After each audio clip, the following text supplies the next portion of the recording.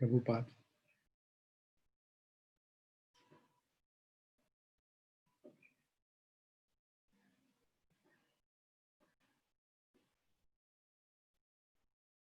Yeah, can somebody read what Prabhupada says? Hare Krishna. Hare Krishna.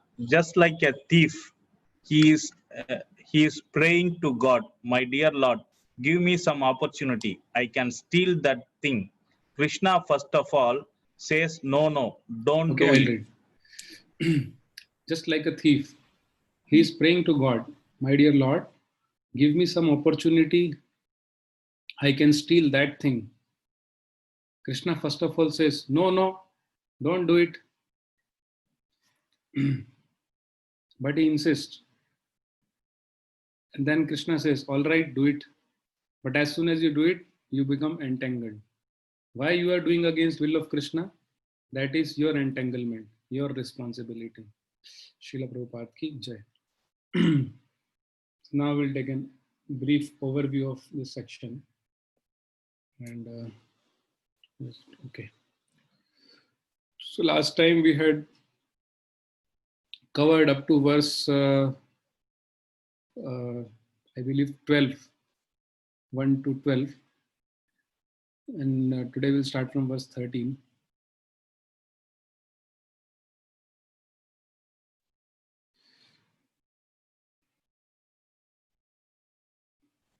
Okay.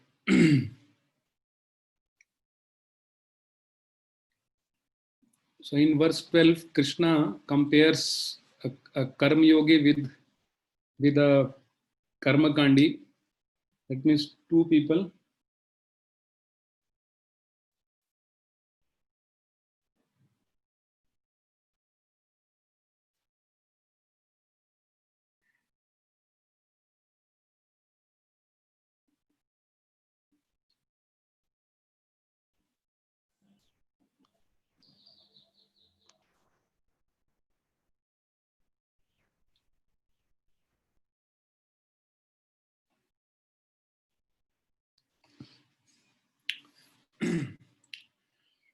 So in verse 12, Krishna compares a karma yogi with a karma kandi. Karma yogi works with the spirit of detachment, and whereas a karma kandi is greedy for fruits of labor, or in other words, a karmi is a greedy for fruits of his labor and becomes entangled.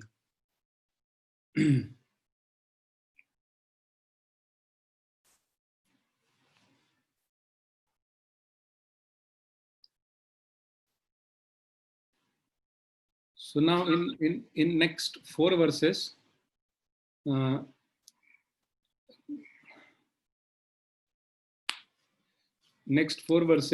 Krishna answers. Basically, after hearing this 12th verse, Arjuna has a question. Why does somebody who enjoy the fruits become entangled? And why somebody who, a devoted soul who offers result of his activities to you, Krishna, why does he become peaceful? Why does he enjoy unadulterated peace? Why is such difference? And that means, in other words, Arjuna wants to know who is the doer. Krishna as Paramatma, the living entity, or material nature. Who among these three are the doers? So in the first of these verses, the next 4 verses, Krishna will answer this question. He has already answered this question in 3rd and 4th chapters. But in next 4 verses, Krishna is going to address the same question. And in the next verse, 13th verse, Krishna describes the Jivatma's role. So Krishna says, when the embodied living being controls his nature and mentally renounces all actions, he resides happily in the city of 9 gates, neither working nor causing work to be done. So this is about a person who does not identify with the body, and he understands, it's given in the purport, this city of 9 gates. City of 9 gates means this material body. 9 gates are the 9 holes in this body, like mouth, nostrils, ears. Total 9 holes are there in body. And one who understands that he is not body, but I am not this body, I am living in this body, I am different from this body. Such a person does not do any work. Because empirically also, when we say my hand, my ear, my nose, we don't say my hand, we don't say I hand, I nose, I ear. That means hands, nose, ear, legs, every limb of our body is different from us. That means we are not body. We are different from all the limbs of the body.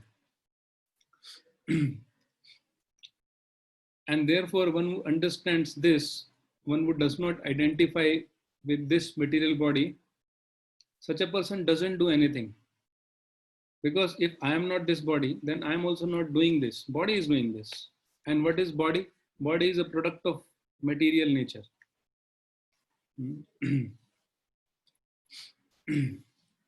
So, and Krishna also speaks that mentally renounces all actions. When embodied living being controls his nature and mentally renounces his action. So mentally renouncing all actions means one doesn't become emotionally affected by the action. One understands, okay, I am not acting. This hands, legs, this body is acting, and I am not this body. So therefore, work is carried out by hands, legs, eyes, ears, which is not me. And therefore, I am not attached to the result. So such a person mentally renounces the action, or in other words, he is unaffected by the outcome of the action. He is not mentally, emotionally affected by the outcome of the action. Such a person lives happily in body, and such a person knows that he is not working and he cannot cause any work to be done, which is same, not working or causing work to be done, which is same. So in next verse, Krishna further describes what result does he achieve in such consciousness. If somebody has this consciousness, what is the result of that? So next verse, verse 14, Krishna says, the embodied spirit, master of the city of his body, does not create activities, nor does he induce people to act, nor does he create the fruits of action. All this is enacted by the modes of material nature. Yes, so here modes of material nature means this body. All this is enacted by one who is in this consciousness, one who understands that all works are caused by body. Such a person does not create reaction. So Krishna uses na, na, na. 3 times Krishna uses na kartritvam, na karmani lokasya sriti prabhu, na karma phal sanyogam swabhavastu pravartate.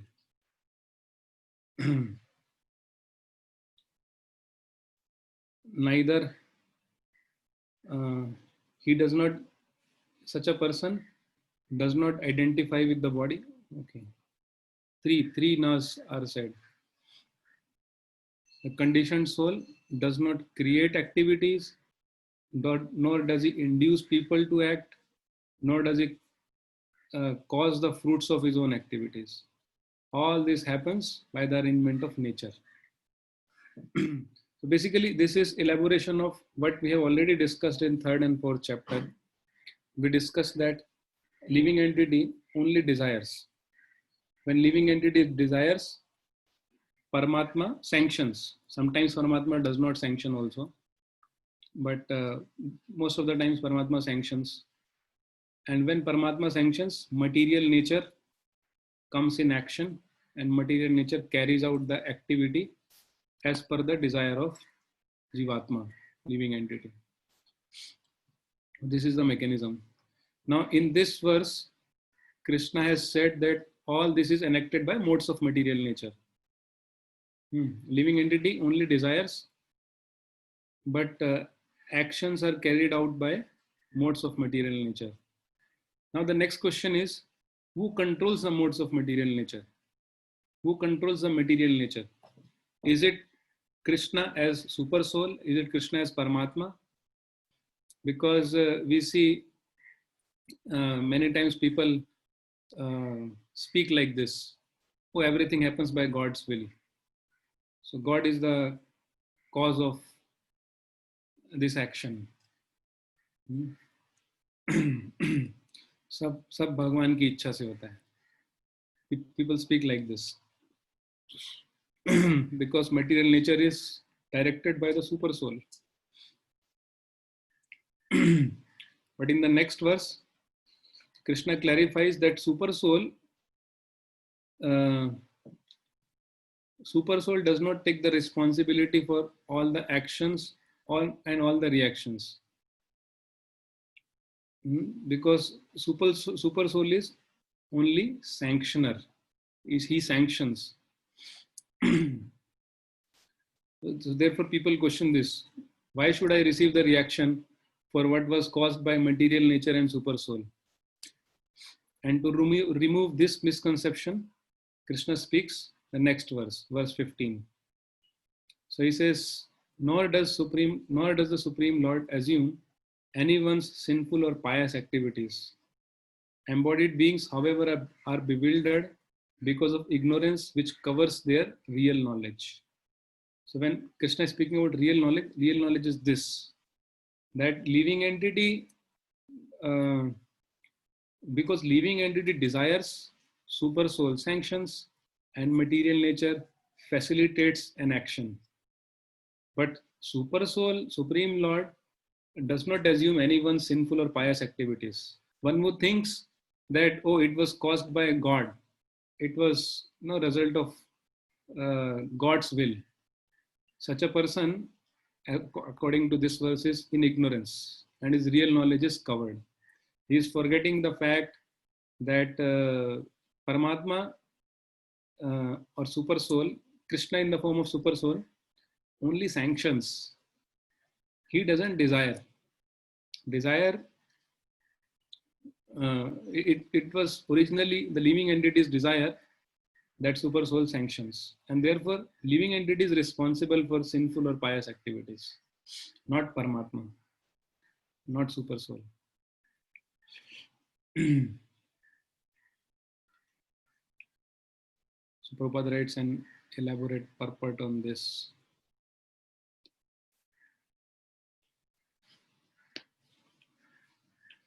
So super soul is neutral. Super soul lives as neutral, udasina neutral, and therefore neither responsible for anyone's action, nor is he liable to accept the living entity's good or bad reactions. This is real knowledge. And Krishna describes the result of understanding this real knowledge in the next verse, verse 16. So verse 16, Krishna says, when, however, one is enlightened with the knowledge by which nescience is destroyed, then his knowledge reveals everything, as the sun lights up everything in the daytime.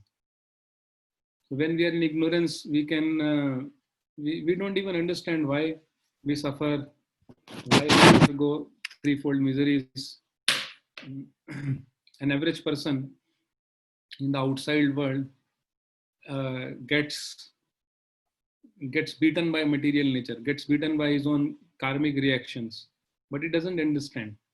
He thinks everything is happening by Krishna's will or by chance, but nothing happens by chance.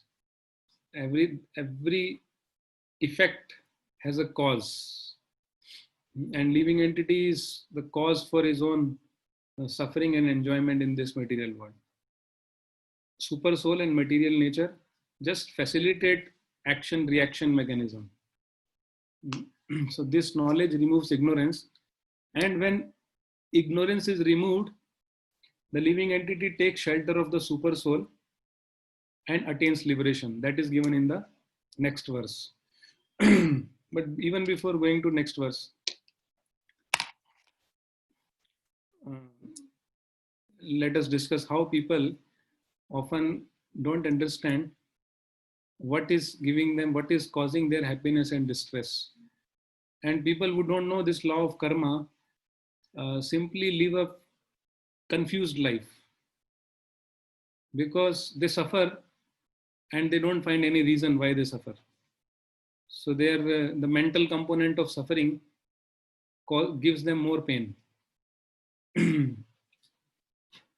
At least devotees, now devotees also undergo pain, devotees also experience miseries, but at least devotees have understanding that it's result of my own karma, and therefore at least mental component of suffering is reduced. And additionally, devotee also knows that because I am practicing devotional service, and if I practice sincerely, this is the last life. And additionally, devotees don't blame God or super soul for inducing or for causing suffering to him. So devotee's mood in taking suffering is that, my dear Lord, you are giving only a small token of my reactions. This is very little of that. This is very little of what I truly deserve. So thank you very much. And if devotee accepts all sufferings in this mood, then certainly he becomes eligible for liberation. Then one can take shelter of super soul. That's exactly what Krishna says in verse 17. So verse 17 says, when one's intelligence, mind, faith, and refuge are fixed in the Supreme, then one becomes fully cleansed of misgivings through complete knowledge and thus proceeds straight on the path of liberation. Yes, when one understands why one is suffering, then one's ignorance is removed. And when doubts are cleared, then one is prepared to take shelter of the Supreme with one's mind, intelligence, and faith. And then one proceeds straight on the path of liberation. And in the next verse, Krishna describes what is the impartiality of those who have transcended material world in this way, or in other words, how impartial are those people who have who are proceeding on the straight path of liberation in this way, in true knowledge. So that Krishna speaks in the verse 18. The humble sages, by virtue of true knowledge, see with equal vision a learned and gentle Brahmana, a cow, an elephant, a dog, and a dog eater, outcast. So this is the result of knowledge. Because when one understands this mechanism, action-reaction mechanism, and the role of super soul and material nature, then one naturally becomes humble. Because one understands that I cannot lift a pen unless God sanctions. If God doesn't sanction, I cannot lift a pen. We must have heard about Muhammad Ali. He was a champion boxer. He was a gold medalist in Olympics long back in 1960s. And he said, I fly like a butterfly. I sting like a bee. I am the best. He said like this. But in 1996, when he was asked to light the Olympic fire, that means in the beginning of Olympic ceremony, a fire is lit up, Olympic fire. And he was supposed to carry a torch to light this Olympic fire. But he was suffering from Parkinson disease. And due to this Parkinson disease, his hand was shaking like this. He was unable to lift a 500-gram torch. So he was again interviewed. He said, sir, you spoke that you were the best. He said, yes, I'm the best. I'm best of fools. I'm fool. So basically, this mechanism makes one humble because one understands that I am totally dependent on God. For anything to do, I am dependent on God. I am able to speak because God is sanctioning me to speak. If God doesn't sanction, the words will not come out. I'll become dumb.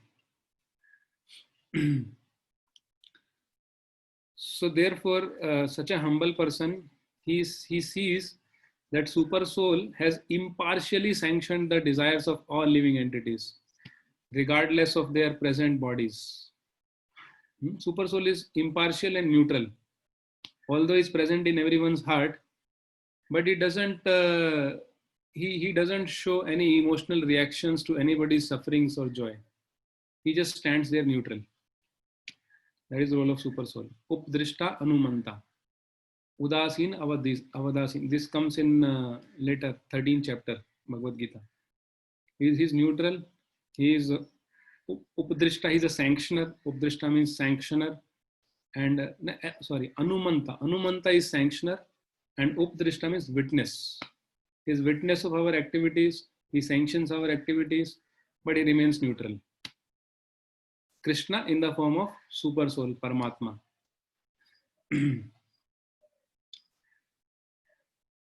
Okay.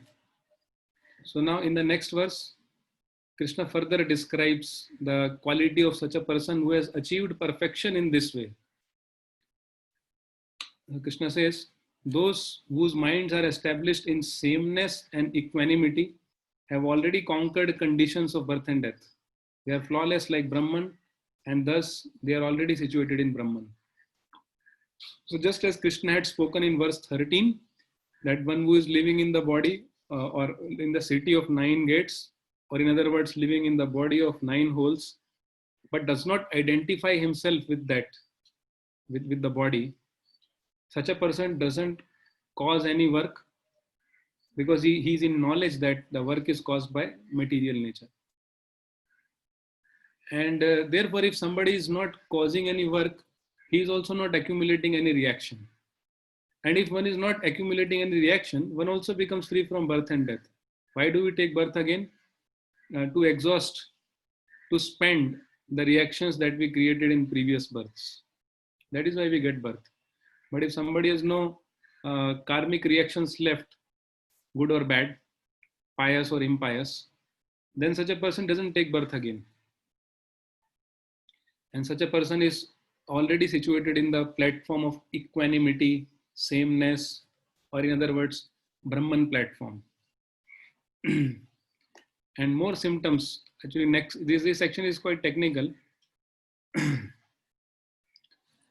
but more of such a person's characteristics are mentioned in the next verse. Verse 20. A person who neither rejoices upon achieving something pleasant nor laments upon obtaining something unpleasant, who is self-intelligent, who is unbewildered, and who knows the signs of God, is already situated in transcendence. Again, same thing. If one doesn't identify with the body, then any gain on bodily platform cannot give him pleasure, or any loss on bodily platform cannot give him lamentation, cannot cause him lamentation, right? Because he knows he's not the body, he's living in the body, that's all. And such a body that one is going to give up anyway, isn't it? So such a person remains neutral as far as gain and losses on the bodily platform or for the body are concerned. So neither lamentation nor pleasure upon obtaining something pleasant or unpleasant related to body. And self-intelligent means he knows who is his real self. He is not, so you can take other words. Opposite of self-intelligent is self-fool. Self-fool means one who doesn't know self. And therefore such a person is unbewildered, he knows the signs of God. Such a person is situated in the transcendence already.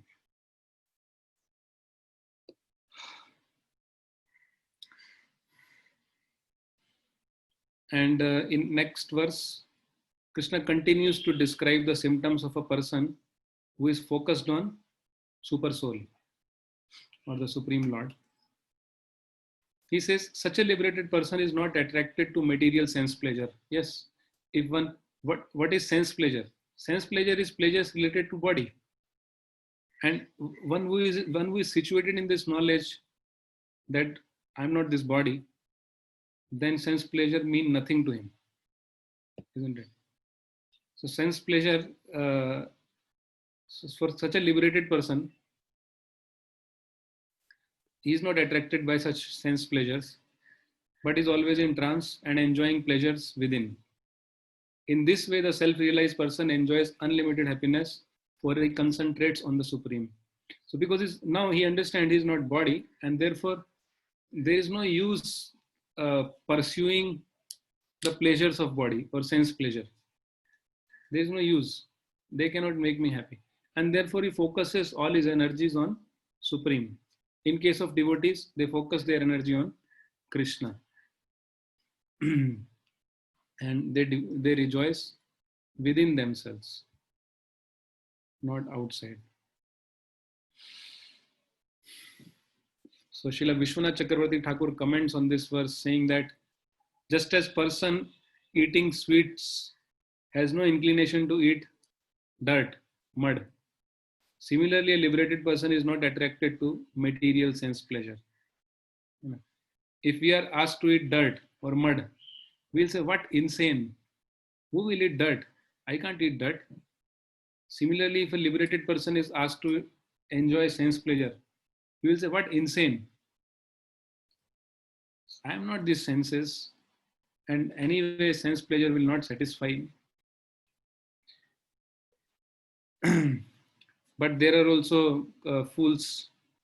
So in next two verses, Krishna tells Arjuna, why sensual desires are foolish. What does he think? Why he is able to detach himself from sense pleasure, and why sensual desires are foolish, not an intelligent proposal. In verse 22, and this verse is very important for us, for sadhakas. An intelligent person does not take part in the sources of misery, dukkha yoneyu evate, which are due to contact with material senses. O son of Kunti, such pleasures have a beginning and an end, and so the wise man does not delight in them. So intelligent person, and all of us need to fix this principle strongly in our intelligence. We must understand sense gratification equals misery. Just as Krishna says here, यही संस्पर्श जब होगा दुख योनियु एवते. Yoni means womb. When senses are brought in contact with the sense objects, they give rise to a child whose name is misery. a child misery is born when senses come in contact with the sense objects. यही संस्पर्श जब होगा दुख योनियु एवते. And an intelligent person should understand Adyanta, they have a beginning and they have an end. Adyantavanta Kaunteya. Whereas transcendental spiritual pleasure has no beginning, no end. We'll see it in the 6th chapter. Ramante Yogino Anante. There is unlimited spiritual happiness. And therefore, an intelligent person does not compromise for petty sense pleasure, or now the pleasure is also misnomer because they are sources of misery. But he doesn't compromise for what sense pleasures can offer him for unlimited happiness. Krishna consciousness or transcendental pleasure offers him unlimited happiness. Whereas sense gratification, it has a beginning, it has an end, which means it is temporary. And not just temporary, but it is also source of misery. And therefore, it's an illusion that sense gratification gives happiness. Temporary, illusory, miserable enjoyment. That is material enjoyment. One can remember it with the acronym TIME. T-I-M-E. T for temporary, because they have beginning and end. And illusory. Illusory because they're related to senses, and we are not senses. We are not this body. In that sense, it's an illusion. And miserable, because every material happiness, the happiness on the material platform, or in other words, sense gratification, is a source of misery, the source of suffering, right? So temporary, illusory, material enjoyment, time, it doesn't last long.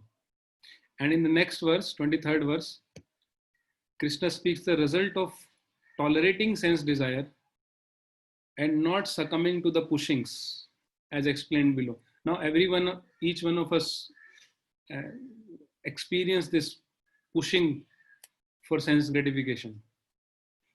But if one tolerates those pushings and doesn't succumb to them, what he attains, what he obtains, Krishna speaks in the next verse, 23rd verse. Before giving up this present body, if one is able to tolerate the urges of material senses and check the forces of desire and anger, he is well situated and happy in this world. So how long one must tolerate these urges for material senses? As long as one doesn't give up present body. That means till death. Till death, we need to tolerate urges of material senses. Because Maya doesn't give up.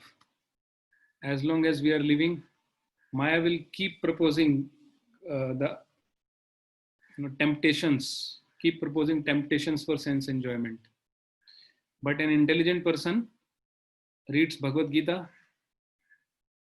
and practices Krishna consciousness in association of devotees and protects himself against these urges of sense gratification. And such a person lives happy in the material world. So our process is a substitution. So it's not that we just disengage all the senses. Okay, Krishna consciousness provides such beautiful substitution for every sense engagement. For eyes, we have beautiful deities to watch. For legs, we have holy places to visit.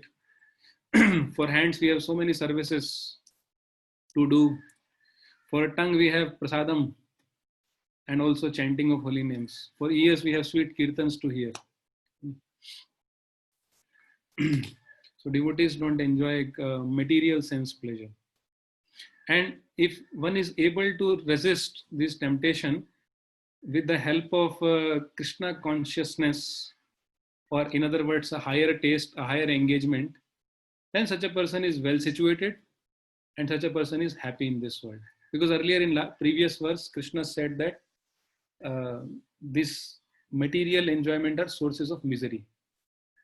So that means, in other words, we can live happy in this world if we give up the proposal to enjoy materially. Or in other words, people are not happy in this world because they want to enjoy world materially. That is the cause of their suffering. Quite ironical. Quite ironical. What they think is the source of happiness is actually source of misery. Why does somebody indulge in material sense enjoyment, thinking that it will give him pleasure? But here Krishna is speaking totally opposite. It's not source of happiness, but it's source of suffering. The other one must tolerate and transcend them, transcend the urges of material sense enjoyment. Then one can live happily in this world.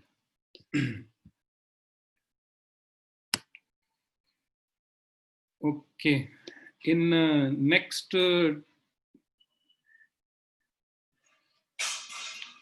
verse, Krishna speaks about the pleasure of spiritual realization. Okay, a self-realized soul doesn't enjoy temporary, illusory material enjoyments. What kind of happiness he experiences? That is the topic of next verse. So Krishna says, one whose happiness is within, who is active and rejoices within, and whose aim is inward, is actually the perfect mystic. He is liberated in the Supreme and ultimately he attains the Supreme. Now, when Krishna says that one whose happiness is within, it means one who finds happiness in Krishna consciousness. So that means we must get a higher taste. We must get a higher taste. We have to hear, chant, have good association, and through that we must come to a platform of higher taste. That is rejoicing within. And rejoicing without means the senses, enjoying the senses, which is source of misery. Krishna has already spoken. And Prabhupada also writes in the purport, unless one is able to relish happiness from within, how can one retire from external engagements meant for deriving superficial happiness? A liberated person enjoys happiness by factual experience. He can therefore sit silently at any place and enjoy the activities of life from within.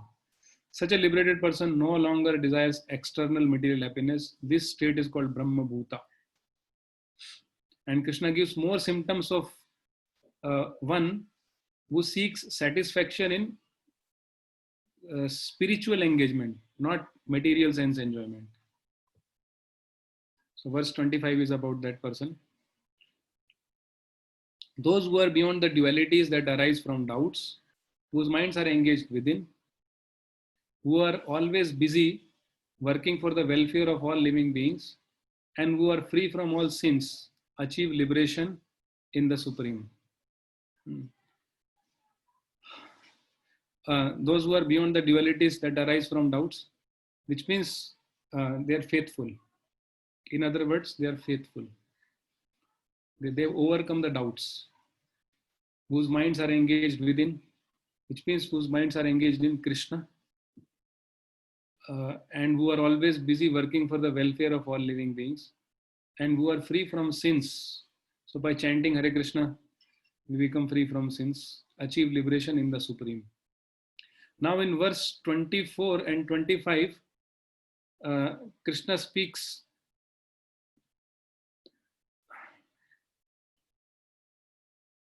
Krishna has spoken a word in 24. Yes, in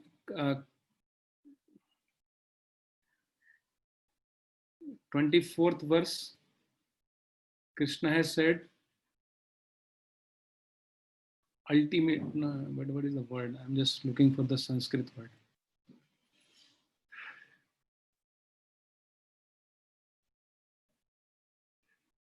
Yah anta sukha antararamas anta jyoti evaya sa yogi mystic. Okay, Krishna doesn't say, but Prabhupada writes. Prabhupada writes in the translation that ultimately, Prabhupada writes a word, ultimately he attains the Supreme. He is liberated in the Supreme and ultimately he attains the Supreme in verse 24. And in verse 25 also, Krishna speaks about achieving liberation, which is too difficult, and we may become discouraged.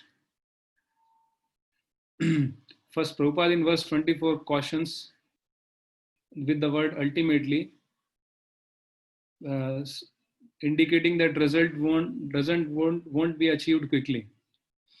And in verse 25, Krishna also speaks in a way that we may think achieving liberation is too difficult.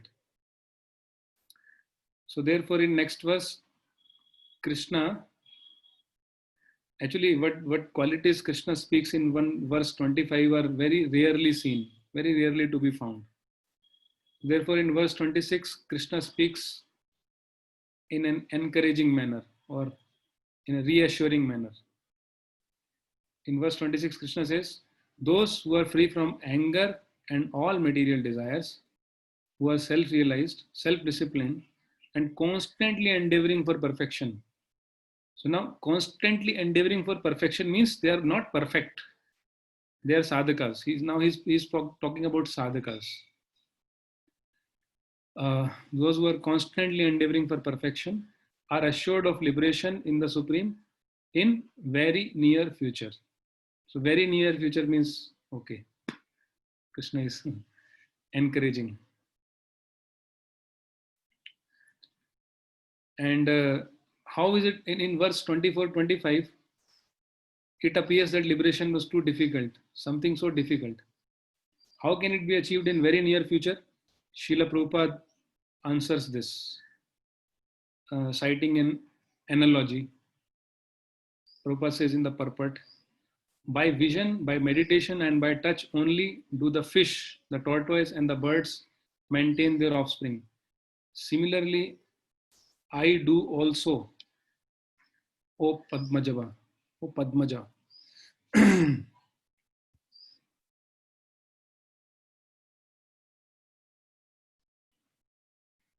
Yeah. The fish brings up its offspring simply by looking at them. The tortoise brings up its offspring simply by meditation. The eggs of tortoise are laid on land, and tortoise meditates on the eggs while in the water. Similarly, the devotees on Krishna consciousness, although far away from the Lord's abode, can elevate himself to that abode simply by thinking of him constantly by engagement in Krishna consciousness. That's how even an impossible task becomes, or not impossible. That's how a very difficult task becomes uh, possible or very near in future.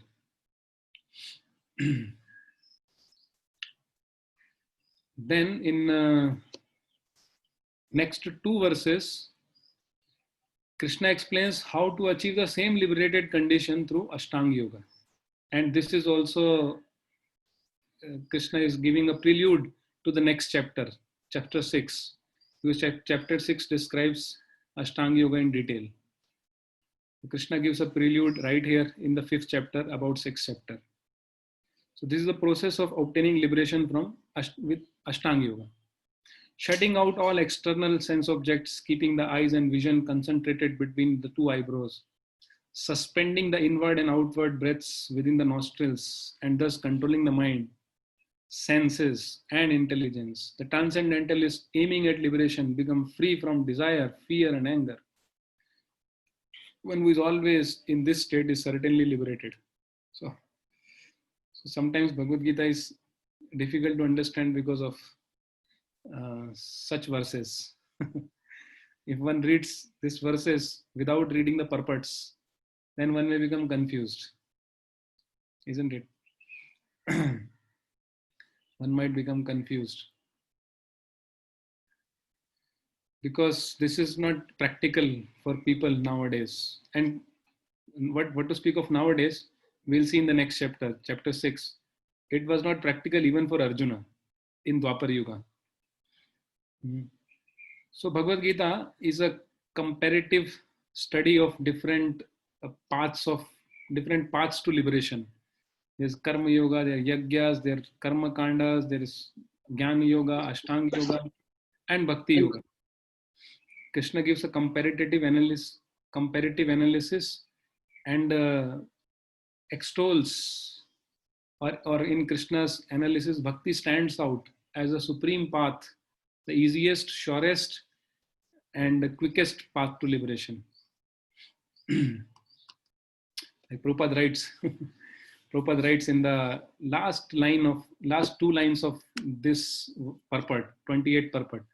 A Krishna conscious person, however, being always engaged in devotional service, does not risk losing his senses to some other engagement. This is a better way of controlling the senses than by Ashtanga Yoga.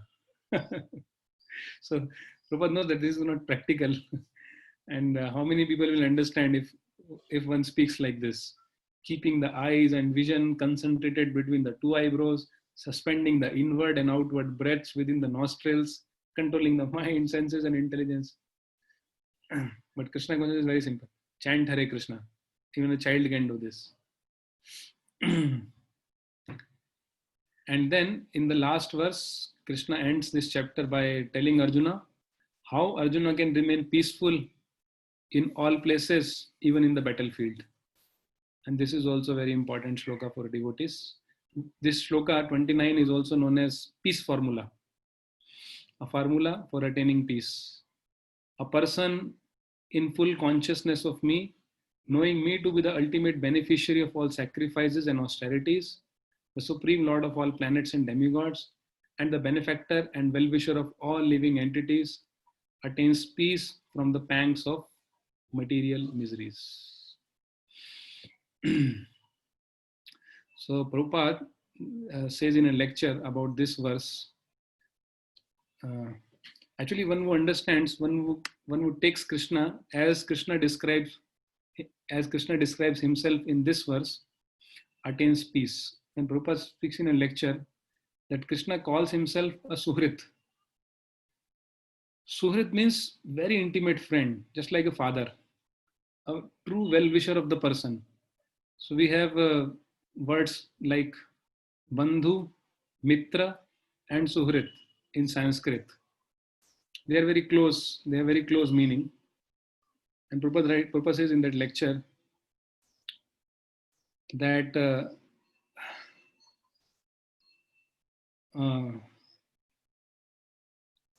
a bandhu is an official friend. A mitra is a social friend. A mitra is a social friend. Bandhu is an official friend. But suhrita means one who actually desires good for his friend, sincere friend. Krishna is suhrit. He is always wishing our good and is therefore canvassing, please come back to me, please surrender unto me. Just like a father says, my dear boy, why are you acting independently? You are suffering foolishly. Just come back to me. I shall give you protection. Similarly, Krishna, I'm reading from Prabhupada's transcription of that lecture. Similarly, Krishna is a friend like a father. He's always asking. He's going with me in every type of body. It's true. Even if one gets the body of a dog, Krishna is there with him as Paramatma.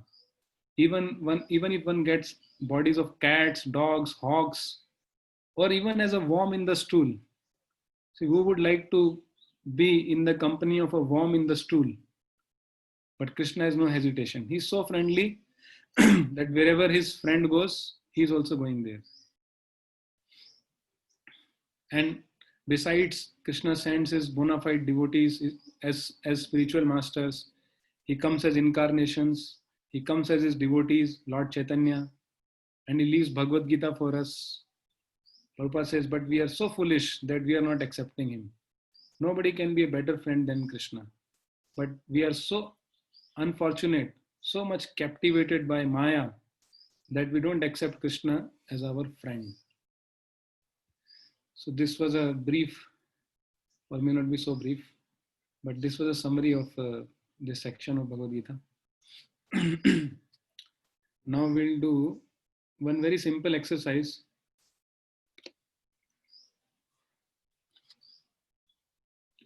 Basically, we have three groups. I'll share the screen.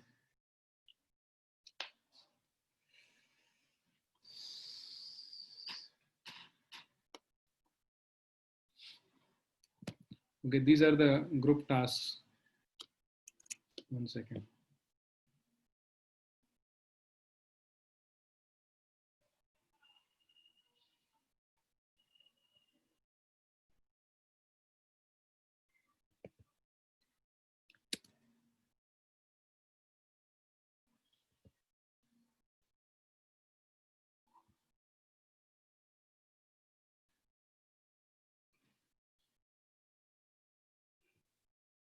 Okay.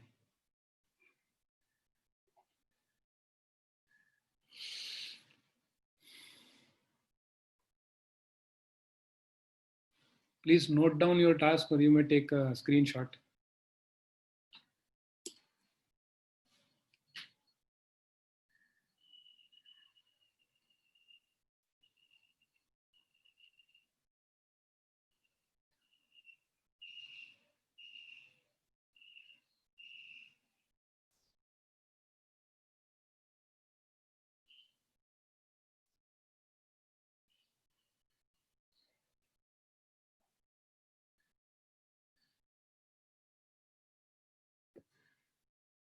Okay.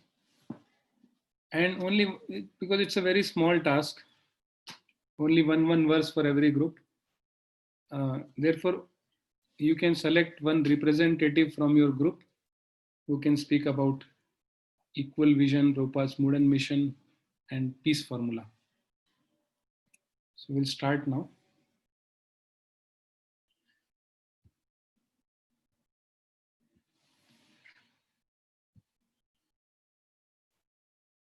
Is there any question about the task, or it's clear? Okay, then let us split in 3 groups.